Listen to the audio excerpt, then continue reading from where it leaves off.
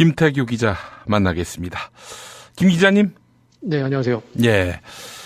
황교안 국무총리가 특검 연장에 대해서 불승인을 했는데 이 때문에 가장 크게 덕본 사람은 바로 박근혜 씨겠죠? 예, 그렇습니다. 이게 어쨌든 자신의 어떤 명예나 부끄러움을 모르고 그러면은 정말 많은 걸 얻을 수 있는 것 같습니다. 우리 보통의 사람들은 어떤 도덕감이나 뭐 이런 걸로 해가지고 되게 좀 무리하게 뭔가를 좀 얻어내거나 내 뜻대로 하지 못하는 경우가 많은 것 같은데요. 이 사람들은 그런 게 없어서 이렇게 이제 막무가내로 버티고 뭐 이러면 어쨌든 이제 자기 어떤 뭐 기본적인 아주 그냥 눈에 보이는 안위나 뭐 이런 것은 보장이 될 수 있다는 생각을 하는 것 같아요. 일단 박근혜 대통령은 특검의 수사기간이 연장이 이제 불승인됨으로 해서 특검에 일단 조사를 안 받았죠. 가장 무서운 게 그 대면 조사 아니겠습니까? 그리고 특검은 정치적으로도 독립된 조직이기 때문에 얼마든지 박근혜 대통령을 제대로 수사할 수 있는, 조사할 수 있는 기관인데 특검 수사기간 연장이 불승인됨으로 해서 박근혜 대통령은 특검의 조사를 받지 않았고 그렇게 돼서 피의자 진술조서를 받지 못했죠. 받지 않았고 그게 이제 상당히 그 무시무시한 특검의 칼날을 피해갔다는 것. 그리고 청와대 압수수색도 불발되지 않았습니까? 예. 박근혜 대통령의 여러 가지 뭐 국정 파탄 내지는 뇌물수수 뭐 여러 가지 범죄 행위를 입증할 수 있는 청와대 압수수색도 특검만이 할 수 있는 일이었는데 그것도 그냥 넘어갔다는 것. 그래서 형사처벌의 측면, 사법처리의 측면에서 박근혜 대통령은 어쨌든 거짓말쟁이라는 낙인은 이제 확실하게 찍혔지만 그래도 형사처벌 과정에서는 불리한 단계로까지 내몰리진 않았다. 이제 그렇게 볼 수 있을 것 같고요. 또 하나는 이제 정치적인 페이버가 있는 것 같습니다. 뭐냐면 특검이 이렇게 되면 이제 검찰로 수사가 이제 넘어가는 거 아니겠습니까? 뭐 원래 이제 특별수사본부가 있었고요. 서울중앙지검에. 네, 그렇게 되더라도 지금 만약에 탄핵이 인용이 되고 조기 대선 국면이 이제 들어가면 우리가 이제 역대로 보더라도 그 선거 국면에서는 중요한 수사를 그냥 잠정 이제 유보하는 경우가 상당히 많았거든요. 그렇기 때문에 지금 검찰로 넘어가서도 박근혜 대통령의 수사를 일단은 선거 뒤로 미루자. 저쪽 세력들이 그렇게 이제 주장을 할 가능성이 크죠. 그리고 또 어쨌든 검찰은 황교안 권한대행의 휘하에 있는 조직이기 때문에 섣불리 움직이지 못하는 이제 측면도 있을 것이고요. 그게 이제 정치적으로 그렇게 이제 할 수 있다고 할 수 있겠지만 이제 수사의 논리상으로 이제 말이 안 되는 게 어쨌든 지금 박근혜 대통령과의 공모 관계인 최순실 씨 이제 다 지금 들어갔고 뇌물 공여자인 이재용 삼성그룹 부회장도 지금 구속이 된 상태 아니겠습니까? 그러면 신속 정확 공정이라는 측면에서 따져보면 매우 빨리 가장 정점에 있는 박근혜 대통령을 형사처벌해야 되는 게 맞죠. 만약에 지금은 대통령이라는 자격 때문에 형사소추를 당하지 않는다는 그 특권에 의해 가지고 지금은 아무런 강제 수사를 받지 않고 있지만 어쨌든 헌재에서 탄핵이 인용이 되고 대통령의 권한이 떨어지면 그냥 자연인으로서 정말 대한민국 국민의 한 사람으로서 특검의 수사를 빨리 받고 형사처벌을 받고 재판을 받는 게 맞는데 어쨌든 이게 정치적인 이유 때문에 이제 뒤로 밀어줄 수도 있고 또 그렇게 해서 만약에 뭐 4월, 5월에 새 정권이 들어선 다음에 그 정권 초기에 또 뭐 통합 분위기라든지 화합 차원에서 수사도 제대로 하지 않은 상황에서 사면 얘기라든지 뭐 면책이라든지 뭐 이런 어떤 여지를 남겨놓게 됐다. 그런 측면에서 박근혜 대통령이 이번에 특검 연장 불승인을 통해서 얻을 수 있는 건 상당히 좀 많은 걸 얻었다. 이렇게 말할 수 있을 것 같습니다. 예. 얻은 게 있으면 또 잃은 것도 있지 않겠어요? 이런 거는 우리 마음속에 어떤 박근혜를 향한 증오식, 뭐 이런 거는 이제 이글이글 이제 불타오르고 있는 거죠. 그런데 그게 어떻게 어떤 정치적인 결과로 결실을 맺을지, 그건 이제 좀 봐야 할 것 같고요. 그 박근혜의 큰 덕을 입힌 만큼 또 본인의 정치적 미래는 포기한 면도 있잖아요. 황교안 탄핵 어떻게 전망됩니까? 황교안 탄핵은 지금 야 3당, 더불어민주당, 국민의당, 정의당이 합의를 했죠. 그리고 지금 바른정당은 이제 동참하지 않겠다고 지금 내부 정리를 한 것으로 보이고요. 바른정당이 동참을 하지 않더라도 탄핵은 가능합니다. 그 대통령이 아닌 총리나 그 외 국무위원 같은 경우에는 제적의원 3분의 1 이상의 발의와 과반 이상의 찬성이면 통과가 되거든요. 그러니까 지금 야3당, 더불어민주당, 국민의당, 정의당만으로도 과반이 넘기 때문에 뭐 야3당이 맘만 먹으면 실행에 옮기기만 하면 황교안 대행을 탄핵을 시킬 수가 있습니다. 그건 어려운 게 아닌데 그게 또 이제 정치적인 부담이 있습니다. 이게 황교안 총리를 탄핵을 시키면 이제 그 다음에는 대행의 대행이 이제 필요한 거 아니겠습니까? 유일호 경제부총리가 대통령과 총리와 경제부총리와 기획재정부 장관을 겸직하게 되는 사상 초유의 일이 벌어지기 때문에 이 조기 대선 국면에서 대선을 관리해야 하는 총리, 대통령도 없는 상황에서 총리까지 유고된 상태로 그렇게 밀어붙이는 게 과연 맞냐, 그런 어떤 정치적인 부담을 조금 계산을 해야 하는 상당히 좀 어려운 그런 산수를 풀어야 되는 그런 상황에 지금 놓이게 된 거죠. 아니 이게 무슨 부담스러운 일입니까? 본인들이나 부담 느끼라고 하죠. 아니 그리고 황교안보다는 유일호가 낫죠. 아무래도 황교안 씨는 또 대권 주자인데다가 또 공안검사로서 거의 뭐 권력의 아바타 역할밖에 하지 않는 그런 인물로 통하고 있는데 유일호가 더 낫지 않아요? 그러니까 역풍이 들어온 거죠. 뭐 김정남 암살이라든지 구제역이라든지 뭐 이런 여러 가지 사안이 있는데 이 사람 경제부총리, 경제사령탑이 이런 사안까지 뭐 같이 하고 선거 관리까지 하면 평탄한 상황에서의 어떤 국정마저도 일반적인 사안까지도 이게 제대로 되겠느냐, 통할이 되겠느냐, 뭐 이런 이제 우려가 있을 수 있는 거고. 그런 부분에 대해서 또 저쪽 진영에서 또 이제 강하게 또 비판을 하고 그러면 또 어떻게 역풍이 불지 않을까 뭐 이런 그런 이제 고민, 계산 뭐 그걸 이제 할 수는 있겠죠. 쓸데없는 고민들입니다. 뭐 해오지도 않고 역풍 걱정을 해요. 난 참 그게 한심합니다. 우리 야당. 일단은 야 3당은 그 뜻을 모은 것 같고요. 일단 바른정당 이제 빼기로 했고 지금 이 상황에서 어떻게 그 다음 스텝을 밟아 나갈지 지켜봐야 할 것 같습니다. 그 정세균 국회의장이 직권상정할 가능성 있나요? 그거는 없을 것 같습니다. 오늘 황교안 총리가 불승인 이제 발표를 하고 나서 어쨌든 상당히 안타깝고 유감스럽다 그런 그 입장문을 냈는데요.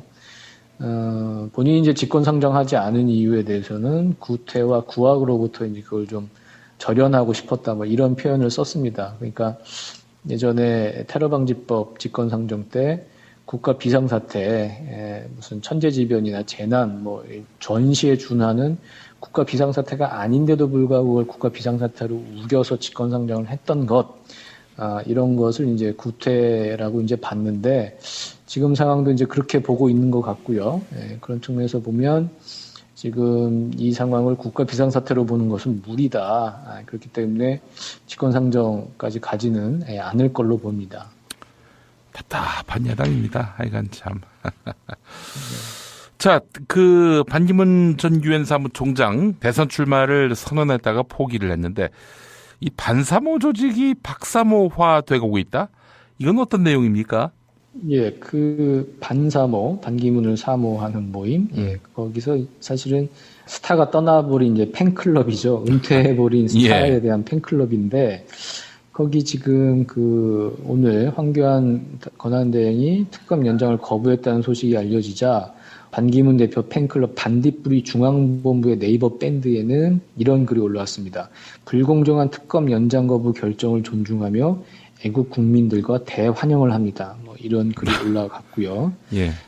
그리고 그 외에 반딧불이, 반사모 이런 다른 그 커뮤니티에도 뭐 대통령 탄핵 기각을 위한 국민총궐기 운동본부 등의 그 탄핵 반대 주장을 전하거나 영상을 퍼나르는 지금 통로가 돼 있다고 합니다. 반딧불이 그 중앙본부 밴드에 올라온 글에는 그 박영수 특검에 대한 그 적색 수배령을 내리는 장면을 담은 구구 팟캐스트 신의 한수 동영상이 이제 갈무리 돼 있고요. 그리고 탄핵은 부당하다고 서울대 학생들이 대자보를 썼다는 제보가 올라와 있고, 또 탄핵이 인용된다면 국민을 호도하는 데 앞장선 땡땡일보 사옥에서 투신 자살할 것이다. 이런 이제 극단적인 글도 올라와 있다고 하거든요. 그래서 이게 근데 반딧불이 김성회 대표는 이렇게 이 글을 올렸습니다. 뭐라고 했냐면 탄핵 찬반 집회 홍보나 선동글을 게시하면 삭제 또는 강퇴 조치하겠습니다. 법리적 판단이 진행되는 와중에 진행되는 찬반 집회는 헌재와 사법부의 독립성을 해칩니다. 예. 그래서 이런 이제 글들을 이제 만류하고 있는데 이런 것에 대해 회원들은 북으로 가라 뭐 이런 댓글을 달면서 이제 반발하고 있다고 하거든요. 뭐 이외에도 대한민국 반사모나 반사모 연대 뭐 이런 반기문 팬클럽을 표방했던 또 다른 커뮤니티에서는 뭐 손석희와 박영수를 내란 선동죄로 고발한다. 뭐 이런 내용들이 계속 이제 오르고 있다고 그래요. 예. 그래서 이런 현상을 이제 어떻게 보냐면 반기문 전 총장이 사퇴한 뒤에 팬클럽 운영진을 포함한 핵심 그룹들이 물러선 자리에 여기서 이제 박사모와 겹치는 지지자들이 남아서 이런 그 반사모나 이런 데를 박사모화하고 있는 거 아닌가 이렇게 분석이 되고 있습니다. 예, 알겠습니다. 자, 광복회가 나섰군요. 태극기 집회에 태극기 사용은 부당하다. 이런 입장이요? 예, 그렇습니다. 3.1절 태극기의 의미라는 제목의 이제 자료를 냈는데요. 3.1절을 맞아서 엄숙한 마음으로 태극기의 존엄성을 가져주기를 촉구한다. 이렇게 밝혔습니다. 예. 지금 3.1절에 이른바 태극기 부대, 저쪽 탄핵 반대 쪽에서는 상당히 대규모의 집회를 계획하고 있지 않습니까? 예, 그런 부분에 대한 이제 우려를 이제 전달을 한 건데요. 광복회는 이렇게 얘기를 했습니다. 리본을 태극기에 메고 시위에 참가하거나 아예 처음부터 태극기를 시위 도구로 사용하거나 태극기봉을 휘두르며 폭력 행사, 재판정에서 난데없이 태극기를 펼쳐든 기행 등 일련의 행동은 근본적으로 태극기의 신성함을 해치는 행위다. 이렇게 비판을 했습니다. 그 세월호 리본을 단 촛불 집회 쪽에 그 태극기 사용을 이제 비판하기는 했지만 사실상 태극기를 이제 본격적으로 처음으로 어떤 탄핵 반대의 상징으로 쓰고 있는 저쪽 탄핵 반대 세력을 이제 겨냥한 비판이라고 볼 수가 있습니다. 세월호 리본을 태극기에 달고 뭐 이런 것은 사실은 이 탄핵 반대 집회에 대한 어떤 이제 그 비판과 반박의 이제 행위 아니겠습니까? 예. 태극기가 탄핵 반대로 의미로만 독점되는 것에 대한 문제의식을 갖고, 이쪽 이제 건전한 시민들이 이제 그렇게 그런 행동을 보인 것인데요. 엊그제는 그 탄핵 반대 집회에서 태극기를 이제 불태웠다는 이유로 20대 청년이 이제 입건되기도 했는데요. 그게 참 아이러니한 게, 그게 이제 국기 모독이라는 이유로 이제 입건이 됐지만, 그 청년의 마음은 어쨌든 저 사람들이 태극기를 들고 탄핵 반대를 주장을 하니까 그것에 대한 어떤 비판 내지는 저항으로 이제 태극기를 불태웠는데 그 청년만 처벌을 받는다는 게 참 아이러니한 것 같아요. 어찌 보면 태극기를 더럽힌 사람은 탄핵 반대 집회에서 태극기를 흔들고 있는 사람들인데 그 사람들은 아무런 처벌을 받지 않고 태극기를 불태운 그 청년만 처벌을 받는다는 게 참 어처구니 없는 일이기도 한데 어쨌든 광복회는 이렇게 얘기를 하고 있습니다. 한나라의 국기는 온 나라 구성원들의 화합과 단결을 상징한다. 이런 기본 정신을 무시하고 국민 분열을 야기시키는데 태극기가 사용되는 것은 우리 국민들에게 설득력을 얻지 못한다. 이렇게 얘기했고 또 최근에 그 태극기와 성조기를 함께 들고 나오지 않습니까? 그 정말 그것도 어처구니 없는 완전히 그 친미 사대주의의 이제 전형이라고 볼 수 있는데 그 부분에 대해서 광복회는 뭐라고 얘기했냐면 역사적인 3.1절에 성조기를 들고 나오는 것은 우리 스스로 국격을 떨어뜨리고 자존심을 굽기는 일이다. 일제의 총칼 앞에 무참히 산화하신 3.1 독립운동 선열들이 통탄하는 일이다. 이렇게 얘기를 했고요. 3.1절에는 태극기에 대한 엄숙한 마음을 가져주기를 다시 한번 간절히 호소한다. 이렇게 밝혔습니다. 알겠습니다. 참 가치가 완전히 전도된 사회에 우리가 살다 보니까 좀 혼란스럽기도 하고 현지적인 하기까지 합니다. 예. 아유, 속히 정치가 복원되고 정의가 바로 서는 사회가 왔으면 좋겠습니다. 자, 김태규 기자님 오늘 말씀 잘 들었습니다. 예, 감사합니다.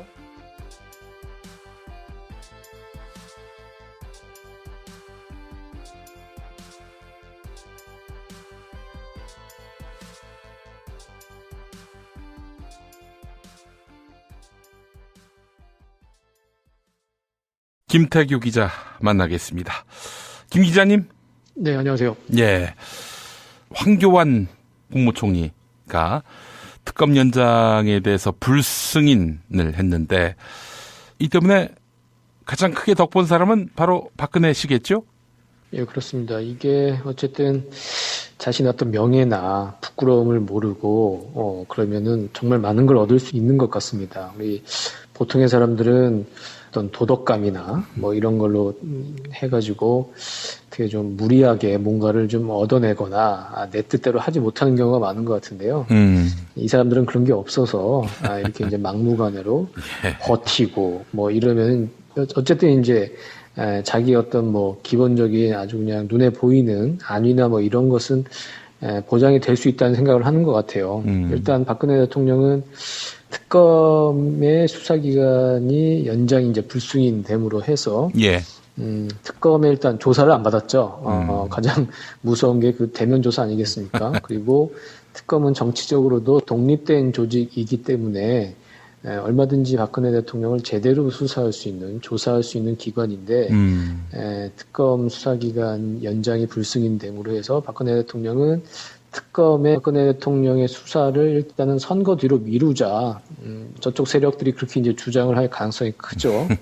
그리고 또 어쨌든 검찰은 황교안 권한대행의 휘하에 있는 조직이기 때문에 섣불리 움직이지 못하는 이제 측면도 있을 것이고요.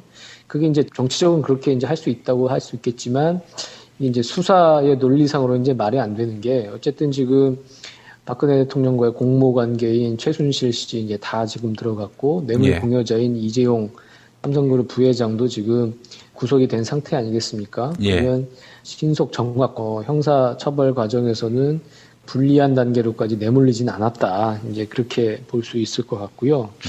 또 하나는 이제 정치적인 페이버가 있는 것 같습니다. 뭐냐면 특검이 이렇게 되면 이제 검찰로 수사가 이제 넘어가는 거 아니겠습니까? 뭐 원래 이제 특별수사본부가 있었고요. 서울중앙지검에. 근데 그렇게 되더라도 지금 만약에 탄핵이 인용이 되고 조기 대선 국면이 이제 들어가면 우리가 이제 역대로 보더라도 그 선거 국면에서는 중요한 수사를 그냥 잠정 이제 유보하는 경우가 상당히 많았거든요. 그렇기 때문에 지금 검찰로 넘어가서도 조사를 받지 않았고 그렇게 돼서 피의자 진술 조서를 받지 못했죠. 받지 않았고 그게 이제 상당히 그 무시무시한 특검의 칼날을 피해갔다는 것. 그리고 청와대 압수수색도 불발되지 않았습니까? 박근혜 대통령의 여러 가지 뭐 국정 파탄 내지는 뇌물수수 뭐 여러 가지 범죄 행위를 입증할 수 있는 청와대 압수수색도 특검만이 할 수 있는 일이었는데 그것도 그냥 넘어갔다는 것. 그래서 형사처벌의 측면, 사법처리의 측면에서 박근혜 대통령은 어쨌든 거짓말쟁이라는 낙인은 이제 확실하게 찍혔지만 그래도